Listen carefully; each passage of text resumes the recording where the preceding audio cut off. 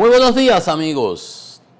Francisco Antonio Méndez y el programa Economía y Mercado les saludan hoy jueves 8 de enero del 2026 con 22 grados Celsius aquí en La Julia, Distrito Nacional. ¿Y qué tenemos para el día de hoy? Bueno, hay muchas informaciones internacionales, como ustedes supondrán, relativas, continúa el tema relativo a Venezuela. Todos los temas prácticamente de política interna norteamericana se han supeditado a lo mismo. Hay algunas situaciones, pero no son así como de interés y relevancia para nosotros acá. Pero sí lo que tiene que ver con Venezuela, porque nosotros de una manera u otra somos actores, participantes en eso. No olvidemos que nosotros le cedimos 2 aeropuertos a los Estados Unidos para que desde aquí, bajo la excusa del narcotráfico y el bombardeo de los barcos, aquellos de los botes y las yolas que salían y que aparecían por el Mar Caribe, pero obviamente ya se ha visto que el objetivo era mucho mayor aún, que era el asunto de la defenestración, del descabezamiento del régimen, pero el régimen sigue intacto. Solamente se llevaron a Maduro y a su esposa. La esposa no sé bajo qué condiciones, pero bueno, a Maduro. Entonces, en ese sentido, ha habido a nivel internacional reacciones diversas. El Papa, Naciones Unidas, los países europeos, la Rusia, China, etcétera. Aquí en Latinoamérica, países a favor, países en contra. Todo el mundo, obviamente, sin dejar de interpretar y señalar que Maduro, muchos, la mayoría, y para mí también, Maduro, aparte de ser un patán, era un tiranuelo, pequeño sátrapa ahí puesto por ese grupo, pero el grupo está ahí. Y que tampoco para mí es novedoso aquello de lo que estuvieron y que esa mayoría de militares ahí, de ese grupo, está involucrado en narco y ese tipo de cosas. De hecho, aquí en una ocasión a unos sobrinos de la esposa los apresaron en Juan Dolio, en una residencia con asuntos de droga y no sé qué arreglo hubo, lo dejaron ir. Entonces, que bueno, eso está así. Después en Estados Unidos lo denominan como terrorista, grupo terrorista, que si el Cártel de los Soles, y ahorita vamos a hablar de eso un poquito, pero ahí viene todo el desenlace de lo que hemos tenido. ¿Y la realidad actual cuál es? Bueno, tenemos un gobierno que es juramentado por la vicepresidenta, asumiendo en funciones la presidencia de la República, la Constitución Bolivariana de la República Bolivariana de Venezuela, no sé si seguirá ya con ese nombre, ahora siendo un protectorado, como aparenta que será ahora, establece que tiene que haber elecciones a los 30 días. Muchos analistas internacionales, personalidades que conocen de la política internacional, de la historia, y han visto lo que pasó en Irak, en Libia, en Egipto, aquí y allá, dicen que los riesgos que eso implica de descabezar una estructura gubernamental, estatal, de más de 20 años operando, que entre sus consecuencias más brutales es un exilio forzoso de casi 8 millones de venezolanos y que a lo interno del régimen se la han pasado agrediendo, persiguiendo de toda manera a la oposición y a los contrarios. Entonces, obviamente no sería fácil. Y muchos entienden, y yo lo dije desde el principio, y yo sigo creyéndolo así, que no se tenía un plan B y una planificación real. Digo, no saben lo que están haciendo, están ahí porque Trump sale para allá y cogió por ahí y tiene que andar Marco Rubio atrás con una cubeta recogiendo los líos y las OSI diciendo, no, pero esto es así, que vamos a hacer tal cosa. Y ayer hizo de nuevo eso mismo y lo ha venido haciendo. Porque si hay alguien, si hay un adulto en esa habitación donde se reúnen Trump y ese grupo, realmente, y que conoce de política internacional, es Marco Rubio. Con sus defectos y virtudes, como todos, pero él parece que es el adulto. Ustedes lo vieron cuando aquellos 28 puntos que yo digo que se los redactaron en Moscú, en el Kremlin, y después salieron las llamadas entre Witkoff y Yuri, qué sé yo, que es el asistente de Putin, y el otro que estuvieron y redactaron eso, que era prácticamente una capitulación, que tuvo Zelensky que salir con un discurso un sábado diciendo: la dignidad no la perdemos los ucranianos, mejor perdemos un aliado importantísimo, que era Estados Unidos. Y se paró a Europa, y entonces corrigieron, sacaron todas esas disparatadas de ahí, y se sentaron y discutieron, y fue Marco Rubio, entonces se encargó porque eso lo hicieron Kushner, su yerno de Trump, y Witkoff, el real estate developer, el vendedor de bienes raíces, que es amigo de Trump, al que él ha asignado para ir a Moscú, que sale hablando primores de Putin cada vez que se reúne con él. Sabrá Dios la cantidad de negocios que le habrán prometido allá, pero ese no es el punto, sino que cómo Marco Rubio corrige, dice que se iban a ver Trump y Putin en Hungría, ¿se recuerdan? Rápido por una llamada que tuvo Zelensky. No, todo eso se cayó porque intervino Marco Rubio y dijo: no, pero eso no puede ser así, y Europa totalmente. Eso era una capitulación y no era verdad que iba a ser así. Se corrigió, se han establecido 20 puntos, están a la espera. Rusia no le gustó, inmediatamente se inventaron un false flag operation, como se llama, una operación, yo dije flag fall una vez, los otros días, aquí es que esto es tan rápido que uno a veces no piensa. Y en traducciones y eso, gracias a Dios que no fue en ruso que lo dije, pero una operación encubierta para culpar a otro, que dijo que le habían bombardeado su casa. Yo dije que es un cuentazo típico de la KGB. Además, ¿cuál de la residencia? ¿Cuál? ¿Dónde estaba él? ¿Quién ha dicho? Además, él ha hecho eso con Ucrania y lo hace diario. ¿Cuál es el show? No, era una excusa para que Trump después, que dijo no le gustaba, después la dijo: no, yo no creo eso, ¿sabes? Sí, ha quedado muy feo. Pero bueno, ¿el punto cuál era? Marco Rubio. Marco Rubio aparenta ser, y lo ha demostrado y lo viene demostrando, tanto en el tema de Groenlandia, vamos a la fuerza militar. No, estamos negociando, conversando diplomáticamente. Estados Unidos tiene mil cantidad de bases en Groenlandia y se beneficia de todo lo que puede hacer de Groenlandia negociando con Dinamarca. Ese no es el punto.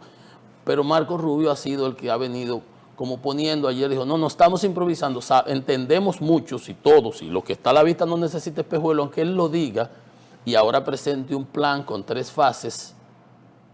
La realidad es que sí, se está improvisando, y lo veremos ahora cuando se habla lo que dice Trump, los 330, 50 millones de barriles, que lo vamos a vender indefinidamente, que nosotros vamos, que nos lo van a dar, y PDVSA sale con un comunicado y dice: no es así, es así, así, así. ¿Cómo ha venido siendo? Tú no puedes salir a coger un dinero que lo vamos a tener, sería ponerlo en un escrow account para administrar tú desde un protectorado Venezuela.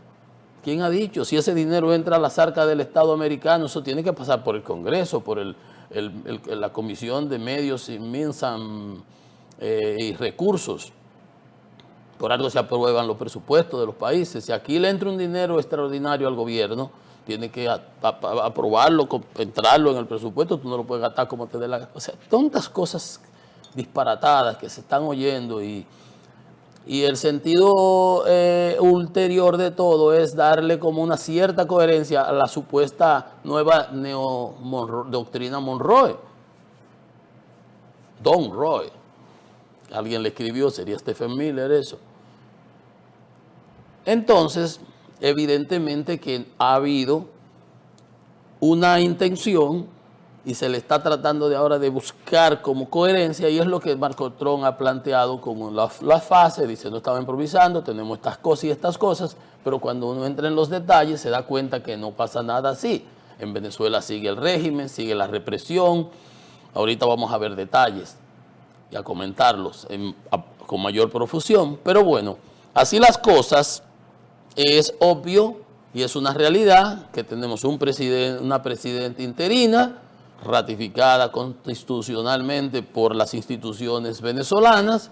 Entonces, si sirvieron para una, ¿cómo es que no sirven para otra? Y veíamos la posición del gobierno dominicano ayer, diciendo no reconocemos, pero Estados Unidos sí lo está reconociendo y otros países. Entonces, ahí no reconocemos, pero sí apoyamos la transición. No reconozco, pero sí estoy apoyando. O sea, unas payasadas ahí, no payasadas, sino un rejuego diplomático de querer guardar la apariencia, cuando en la práctica, pero tú prestaste dos aeropuertos para esos mismos fines, así que dejémonos de hipocresías en esta situación. Pero esa es la realpolitik.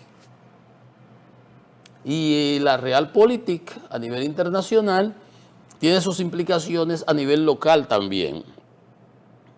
Porque aquí hay gente que cada vez que puede, o desde que ve que la oposición o alguien de la oposición saca la cabeza, le meten los cañones de una manera u otra. O le mandan la persecución judicial, o le hacen campañas tergiversadas, manipuladas, campañas sucias, como se dice, y obviamente eso tiene sus repercusiones a lo interno y salen los que están de un lado y salen los que están del otro. Y en ese salen los que están de un lado y salen los que están del otro, igual con el tema haitiano, ustedes se recuerdan. Y a Leonel Fernández, que es una figura importantísima de la oposición, presidente del principal partido de oposición, de la Fuerza del Pueblo, por costumbre del oficialismo, en este caso, lo cogen de sandbag. Un sandbag es donde los boxeadores golpean para practicar. Cualquier cosa que puedan, vienen y le hacen. Usted lo ve porque nadie, cherchez es la femme, como dice un refrán francés, una máxima. Busquen, investiguen a la mujer. ¿Quién se beneficia del crimen? Entonces, en este caso, Venezuela, desde aquella época que hubo las elecciones, que el presidente Fernández fue invitado por la Comisión Electoral de Venezuela y por la oposición, él fue un observador junto con el Centro Carter, que al final tuvieron que salir de ahí, no reconocieron ningún triunfo de Maduro porque el Maduro no hizo fraude. No, Maduro no hizo fraude. Maduro se robó las elecciones. Y yo soy coherente y lo dije aquí al otro día, ese domingo, tuve hasta un problema con una persona de ahí por las redes. Y que Maduro, qué sé yo, qué cosa. Digo, soy un sátrapa, es un disparatoso, un patán, además de delincuente y todo lo que usted pueda decir. Pero bueno, el punto es que ni el Centro Carter ni el presidente Fernández reconocieron eso porque pedían que se presentaran las actas. Porque no fue que hizo fraude. Fraude se hace que en una mesa, que se metieron unos votantes adicionales, que se desaparecieron tal cosa, que modificaron en una urna, que ganaron, le pusieron tal cosita por allí. No, es que esto fue un robo total. Es que no había una mesa donde en las mesas, cuando se acaban las votaciones, se publique el acta. Aquí quedó 80 votos para un partido, 90 para el otro, 200 para este.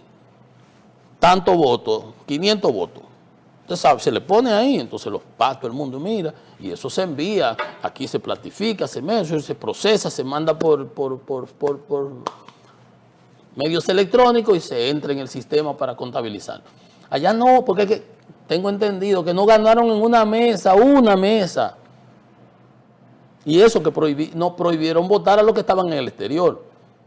Porque esos 7 millones de votos le hubieran ido en contra además. Pero eso es la realidad y ellos no. Pero la Junta Central de ellos allá, electoral, hizo todo, esas mismas instituciones que ahora tenemos que jugar con ellas. Fíjense ustedes la dicotomía.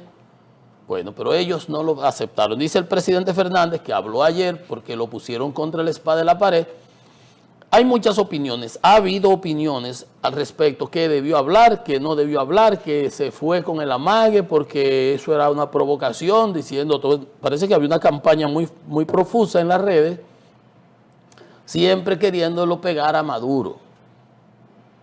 La distancia entre Leonel Fernández y Maduro es abismal. Maduro no es más que un patán que quedó ahí por Chávez, que lo tenía como un... Pero los Estados Unidos lo acusan que desde que era canciller entonces está mezclado con esos líos de las drogas. Ya aunque en los tribunales americanos ya le rebajaron el tema ese de que ya el cartel de los soles no está en la acusación. Ya eso lo quitaron para que ustedes vean las excusas que se usaron para una cosa, para declararlo como acto terrorista, para ir de que hacer un apresamiento policial, supuestamente, pero ya en los tribunales ya no se menciona eso. Se traen muchísimas otras cosas que pueden ser ciertas o no, yo no soy el que, no tengo por qué opinar sobre eso, pero la realidad es esa. Entonces, esas instituciones que siguen hoy día con la que está jugando los Estados Unidos, con lo que está jugando la comunidad internacional, porque estamos aceptando a Delcy ahí, el gobierno dominicano dice, nosotros no lo aceptamos ese triunfo. Ni Leonel lo aceptó, ni el Centro Cártel, ni mucha gente, nadie lo aceptó. Pero él fue el presidente hasta que ahora lo quitan. Entonces ahora ella que ganó con él, la estamos aceptando. Esa es la real política. Pero a lo interno se da esa situación. Entonces Leonel, que si debía, que si no debía, que si no hablaba, que si hablaba, ayer dio una locución, habló, unos dicen que si dijo mucho, que si dijo poco, dijo lo que le convenía decir. Y esa es una de las cosas que yo a veces creo, por ejemplo, el presidente Fernández, como es un académico y un intelectual, a veces hace artículos y todos son muy interesantísimos, pero a veces, como dicen los colombianos, da papaya, ¿no? Pone aquí para que le den por aquí el enemigo. Hay temas que tú mejor te acoges a la quinta enmienda, como dicen en Estados Unidos, porque el hombre es amo de lo que calla y esclavo de lo que dice en determinadas circunstancias. Una frase que recuerdo siempre usaba el presidente Balaguer. Entonces, hay temas que en algún momento, como eres un candidato puntero para las elecciones próximas, en unas circunstancias no te convendrían tocarlos. Y si los vas a tocar, tienes que hacerlo con la prudencia y la delicadeza de que al menos no te afecte. Y creo que eso fue lo que hizo el presidente en el día de ayer. Presidente Fernández habló de su labor como observador en Venezuela y dejó claro, porque le han querido endilgar, pegar, que él estaba a favor, no podía estar a favor cuando la misma oposición lo invitó, cuando la misma oposición contaba con él. Él no era un turista, él no era un observador invitado por una de las partes, porque hay partes que invitan a un observador. Aquí van muchos a elecciones, pero si el partido aliado mío me invita, yo de allá salgo tratando de defender los intereses del partido aliado mío. Él no fue con esas circunstancias, él fue como un tercero independiente. Y lo que vieron, lo plantearon, presenten las actas. No podemos reconocer, no se puede proclamar el triunfo de Maduro. Y eso fue lo que él dijo, y lo dijo allá. Y tuvo que salir, creo que tuvo que salir a la carrera, casi como en Haití. Pero aquí, porque aquí todo tiene su utilidad política. Y no podemos, porque tampoco somos angelitos de la guarda aquí sabemos en lo que se está. Y cada vez que pueden, le meten los cañones de Navarrón al presidente Fernández. Y él tiene que, pues, protegerse y tratar. Y ayer habló y dijo, ¿qué dijo? Que no se podía proclamar el triunfo, que no era prudente, pero eso lo hizo la comisión electoral de la Junta de allá y consumatum es, obviamente un presidente ilegítimo, como lo hemos reconocido todos.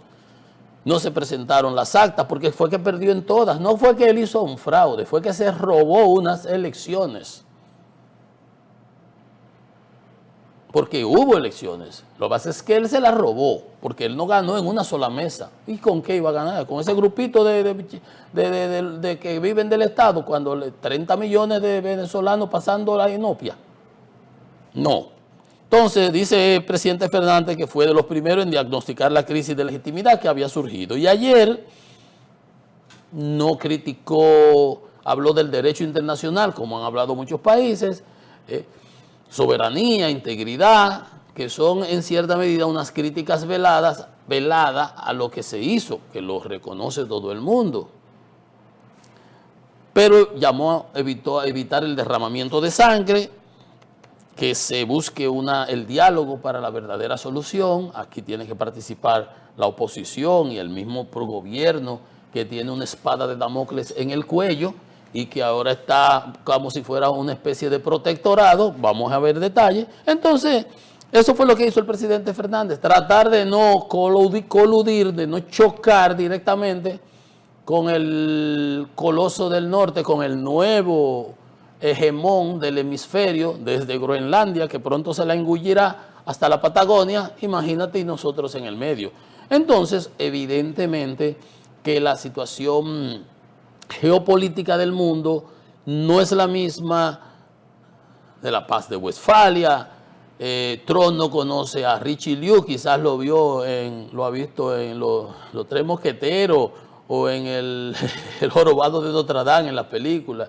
No sabe quién es Talleyrand, ni Metternich,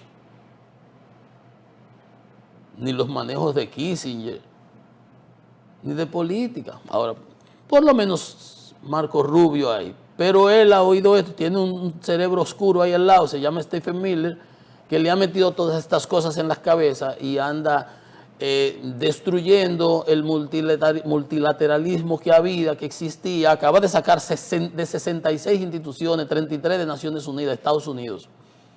Eso afecta a los intereses nacionales. Todas esas cosas, todo lo que muchas otras personas habían creado, ese soft power de los Estados Unidos. Yo aquí le decía, hay una canción de Piero que decía, los americanos, que canta y dice, remofándose de muchas cosas. Y había habido estadistas americanos y personalidades y gente que ese soft power, esa cultura norteamericana, habían ido suavizando esa mala leche que tenían los países latinoamericanos en el mundo contra Estados Unidos por las agresiones, Vietnam, Angola, todas esas cosas. Pero ahora esto ha tirado todo por la borda. Y hay que ver cómo desde Estados Unidos algunos sectores pues tratan de suavizar, y en este caso yo creo que esa es la tarea que está teniendo Marco Rubio. En todo caso, entonces el presidente Fernández habló de que se busca una verdadera solución, que en la fuerza del pueblo dice sustentamos la necesidad de evitar derramamiento de sangre que afecte al pueblo venezolano, que la única salida a la crisis debe pasar por el entendimiento de los propios venezolanos. Aspiramos a que por medio del diálogo y la búsqueda del consenso se pueda arribar a una paz duradera. Criticó al gobierno actual, que nada más dijo que observaba lo que acontecía, pero no asumía una postura al respecto, a diferencia de sus gobiernos. Señala el presidente Fernández que Santo Domingo se convirtió en un lugar en donde era una especie de meca, en donde se diluían, se discutían y se solucionaban conflictos regionales, como una guerra casi que estuvo a punto de iniciar ahí entre, creo que era Colombia, Ecuador y Venezuela, con Chávez entonces y Uribe, hombres de armas tomar. Entonces que el gobierno dominicano dijo sigue mirando los acontecimientos sin hacer referencia a principios y valores relacionados con la soberanía, integridad de los pueblos y libre determinación. La capital de la paz de República Dominicana, que el gobierno no ha sido activo en eso, etcétera, etcétera. La situación también, bueno, una crítica política, como político, a una decisión también política del gobierno dominicano, que tiene una realidad y le entregó 2 aeropuertos para que se hiciera ese tipo de cosas. También tiene que manejarse de una manera como lo hicieron ayer en ese. Nunca hemos apoyado, pero obviamente Estados Unidos está negociando y trabajando con la presidenta interina. Entonces, así las cosas, yo creo que el presidente retomó las palabras del Papa, de Guterres, de Naciones Unidas, de algunos otros presidentes, y respondió lo que podía responder. Respondió lo que podía responder. Así son las cosas, porque la realidad es que la situación de Venezuela es bien complicada, porque ni siquiera los que están in charge, como dijo Trump, nosotros estamos a cargo, la última palabra la tengo yo. Ni siquiera eso, porque él dice, los 50 millones de barriles, ese dinero que entre, va a entrar a las arcas americanas, la va a poner en un escrow, lo puedes tú manejar para usarlo. Hay muchas cosas que no están claras. Sin embargo, la realidad es, y ante las amenazas que hizo presidente Trump a la vicepresidenta, ya presidenta en funciones, Delcy Rodríguez, y la incautación de barcos de rusos, de la Shadow Fleet, de la flota de la sombra, uno por allá por Islandia le agarró a los rusos que se habían escapado, que se habían entrado, bueno, se lo incautaron, otro aquí en el Caribe, todas esas cosas. Dice que el dinero de la venta de esos petróleos estarán bajo su control. Eso es constitucional, eso es legal en Estados Unidos. Eso va a tener repercusiones. Después lo pueden acusar los mismos venezolanos de haberse robado ese petróleo. Ustedes están viendo las aristas, porque es los detalles. Trump no es un hombre de detalles. A él le presentan una cosa en grande y ahí anda Marco Rubio ahora afinando los detalles. Pero a veces esos detalles entran en contradicción con lo mismo que se está diciendo. Dice Trump que Estados Unidos gobernará Venezuela y que las empresas estadounidenses controlarán el petróleo. La Constitución de Venezuela no lo permite. PDVSA tiene que tener poder mayoritario en todas las extracciones, en todo lo que se produzca. De hecho, el petróleo de Venezuela, Chevron, casi el 40% lo comercializa en Estados Unidos, que sí tiene un permiso. Me empiezan a captar. Imagínate, quieren que aquí un candidato político plantea una posición que se pelee con aquí cuando ni siquiera los propios Estados Unidos saben bien en qué pie están parando y lo que están diciendo. Miren ustedes, ven ustedes ejemplos de eso. El dinero estará más bajo mi control. Escribió Trump y que él que va a administrar y que todo eso es legal, constitucional, nadie le ha respondido. Él ni siquiera está claro si lo que él hizo viola hasta la Constitución porque él no informó al Congreso. Todos esos temas están pendientes. Estamos hablando de 2.800 millones, si son 50 al precio actual. El secretario de Energía dijo que Estados Unidos controlará las ventas de petróleos indefinidamente. Oigan, para que ustedes vean si hay contradicción. Eso lo dice el secretario de Energía de Estados Unidos, el ministro de Energía, que Estados Unidos es que va a vender el petróleo de Venezuela, no los 50 barriles, indefinidamente. O sea, hasta mientras el mundo sea mundo, bueno, ya usted sabe, un protectorado, como hicieron aquí en el 1916, que los Estados Unidos intervino en República Dominicana para cobrarse los impuestos en las aduanas y para repagar la deuda que teníamos. Es quizás más de ahí. De ahora en adelante venderemos la producción que salga de Venezuela en el mercado. Venderemos, oiga usted. Dice él. Ahora, ¿qué dice PDVSA? PDVSA confirma que negocia con Estados Unidos, pero desde siempre. Venezuela tiene en Estados Unidos bombas, creo que Citgo pertenecían a PDVSA. Confirmó este miércoles que mantiene, atiendan, dijo que van a vender indefinidamente y que ellos que van a vender y que se van a quedar con el dinero y que lo van a administrar. Ahora dice PDVSA. Confirmó que mantiene negociaciones con Estados Unidos para concretar la venta de volúmenes de petróleo dentro de las relaciones que siempre han existido. Una transacción estrictamente comercial, esto vale 50 en precio de mercado, ¿cómo está el plazo hoy? Tanto, 50, 1.000 barriles, tanto. Una transacción estrictamente comercial con criterios de legalidad, todo eso que dice Trump y dice el secretario de Energía es ilegal.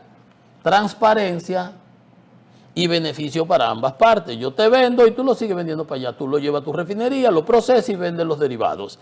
Según Estados Unidos,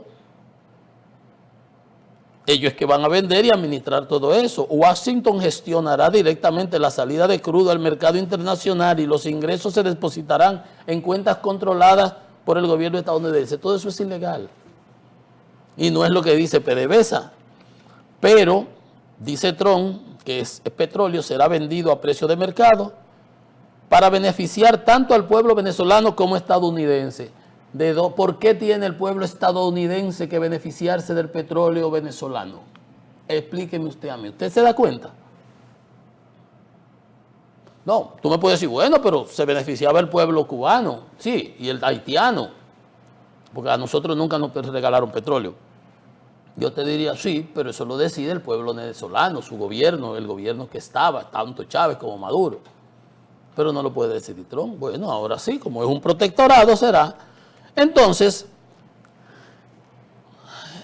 Es cierto que le tienen el bloqueo, dice Marco Rubio que tienen es el pulseo, el leverage, no pueden transferir ese petróleo a menos que los Estados Unidos lo autoricen, pero ese es lo práctico, lo realista, la realidad. Pero fíjense ustedes que en la práctica hay temas constitucionales, tanto en Venezuela, hay temas legales. PDVSA dice, no, nosotros le vamos a vender como vendemos a Chevron. La constitución venezolana, bolivariana de Venezuela, PDVSA tiene que tener participación mayoritaria en todos los proyectos. PDVSA, aquí se estaba diciendo que nosotros, Leonel le vendió acciones, no es verdad. Shell era del Estado Dominicano y de Shell, de la época de Balaguer. Y cuando se fue Shell, le vendió a PDVSA, se le vendió la participación de las acciones porque PDVSA tenía petróleo y nosotros no tenemos petróleo, que tenemos una refinerita vieja ahí. Entonces, ya le decía todo eso de que se va a invertir. ¿Quién va a invertir en un país donde no se sabe en qué pie se está parado? ¿Dónde está la seguridad jurídica, la tranquilidad, la seguridad? Ahí están los chavistas persiguiendo a la gente en la calle, le quitan los teléfonos para ver, déjame ver si tú estás a favor de mí o en contra. Y dando palo y armado en la calle, o sea, el régimen sigue intacto. Entonces, esas son las cosas que uno no sabe, ni sabe con qué pie uno lo va a agarrar, ni lo va a coger. Mientras eso sucede, como le decía, Trump amenazó y dijo, y a Delcy, si ella no obedece y se hace las cosas correctas como ellos entienden, le va a pasar peor que Maduro. Pero ¿qué le responde la vicepresidenta, ya presidenta? Que su destino solo le decide Dios. En relación a eso, ¿qué él le dice? Que pagará un precio más alto que Maduro en caso de que no haga lo correcto. Y dice que su país vive momentos muy delicados para su estabilidad política y que está abierta a relaciones energéticas donde todas las partes sean beneficiadas, no que tú vas a vender y que el petróleo es mío y te va a quedar con el dinero y que me va a dejar dar. No. Que no puede comprar Venezuela productos que no vengan de Estados Unidos. Todas esas cosas están siendo planteadas. Habrá que ver cómo eso en la práctica se establece. Dijo que las relaciones económicas de su país, así como las geopolíticas, están diversificadas. Y defendió el derecho a venderle a quien quieran vender. Ya hay diferencias, ya ahí estamos en problemas. Debe finalizar sus relaciones con Irán, con China, con Cuba, con Rusia, con etcétera, Corea del Norte, etcétera. Pero usted sí las tiene. Pero ya usted está viendo que no es lo mismo lo que dicen desde la Casa Blanca a lo que está diciendo la actual vicepresidenta. Que aquí puede haber mucho de pantalla y película. Puede ser. Pero nunca segundas fases, dice, ¿cómo se dice? No, nunca segundas partes fueron buenas. Hay como que un refrán que dice así. A pesar de lo exitoso y lo fácil que resultó la operación donde traicionaron a Maduro y permitieron que se fuera, de hecho acaba la vicepresidenta de quitar, dice ella que el ataque del 3 de enero fue impulsado y solicitado y apoyado por el extremismo. Supone una mancha ese ataque a las relaciones entre Caracas y Washington. Y ya de por sí, el 27% de las exportaciones de petróleo venezolano van a Washington, van a Estados Unidos. ¿Pero qué acaba de hacer ella?